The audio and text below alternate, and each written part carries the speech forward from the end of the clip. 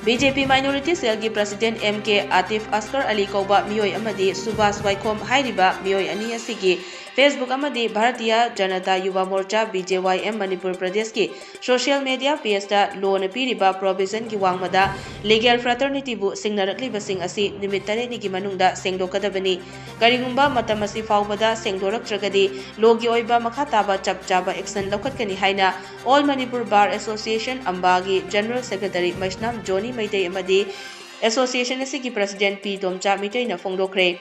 AMBA na sinduna ngasi nungthil Chairap Court Complex ta pangthokhiba paumi singa unabada makhatana tha asigi anida BJP Minority Cell ki President Mk.Atif Asghar Ali Kauba nupa ama yauna atopa miyoi Subhas Waikhom amadi Bharatiya Janata Yuva Morcha BJYM Manipur Pradesh ki Facebook page da legal profession da leidaba advocate singbu ushit thawaidaba amadi loan piriba kanglon sing khangdana advocate singna drug case ka mari leinaba case sing paiba yaroi haibagi mawongda drug ka mari leinaba case ta culprits oiraba hakthengna chenaba miyoi singidamak lepa ukil sing maming matha photo miyamda khanghanba hauragani ahanbada Rabi Khan advocate haina Mk.Atif Asghar Alina court ki jurisdiction gi manungda leigadoba wakalat nama amaga kona masagi Facebook page da upload tawraki loinana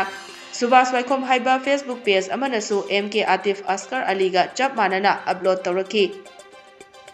Bharatiya Janata Yuva Morcha BJYM Manipur Pradesh haina leiba Facebook page amadasu upload tawrakiba amasung Manipur gi student organization tarukna su haukiba chahi 2022 gi December gi tang 18 da drug lalon bani khanglaba miyoi singi case ukil singna thengnaroidabani haina fongdorakiba wafam sing adugi mayokta ngasi All Manipur Bar Association a press meet tawbani haiki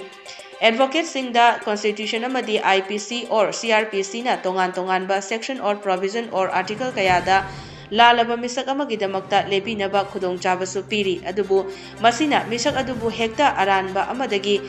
kangani haibanate profession asigi ethics ngakna advocate singda piriba mathau adu khak taunaba hotnabada lanai personal oiba wafam manba singna lobu singnabadi yamna lamba lanba lambel amu oigani Article 22(1) of the Constitution of India amadi CRPC 303 gi matung inna piriba logi provision sing exercise tawba matamda advocate oiriba singda asumna pressure piba amadi apanba piba haibasi law masak khangdaba amadi mamutana nainadabagini lichatni Maramaduna kanagumba law ningthina khangba CSO sing students organization sing natraga political institution singna law ga mari leinaba thabak thoram singda wangang bataragadi makoi gi legal cell natraga experts singi opinion lobiraba matungda wangang biyu haiki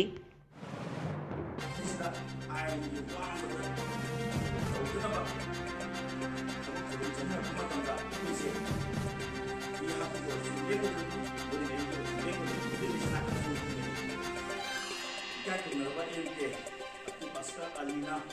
sigi matang sida kadi punggungan ini do kay yuma do punggur ko matamda ko gi bar gi mai digi mutu do tin ba ai di ma do yawdre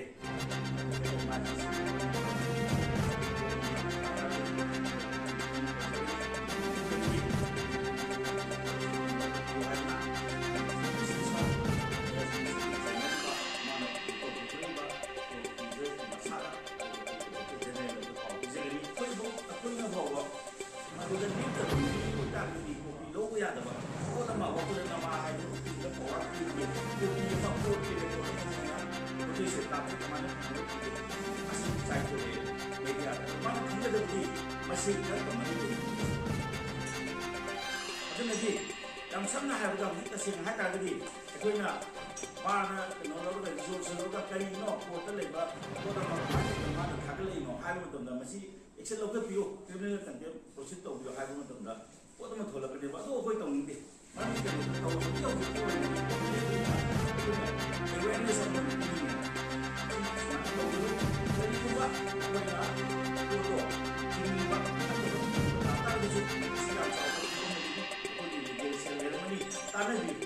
legal sing tanah dana mo kuya ya ba yawdana sagi ma ge personal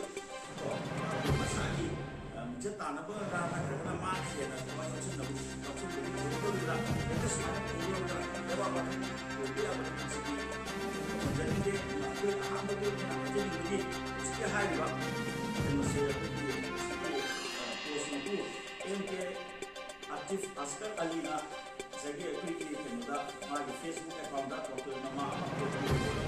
foto ise kapaga copy kapaga man thagalai ba upil gi masuk uti base masi ma yang tu nasi lukung tu masi arti kan masi kowe man subscribe isi na umur umur da es ni ko semua itu kompetensi. Aku ini apa? Saya kan sendiri. Aku itu kunci guna. Aku semangat untuk bermain mana lagi. Ini apa di? Masih mari filmnya lebih dari ini hari ini aku itu satu yang bisa aku ini. Aku ini lebih hari sudah. Aku filmnya ini mana? Aku itu lebih lah. Aku malam cakap. Aku hari tak ada lagi. Aku sini. Aku sahaja yang tak ini. Aku ini. Komedi. Aduh, ini selalu mendapat prestasi. Kamu tahu sih, si kamu berasa apa? Nanti kalau masih ada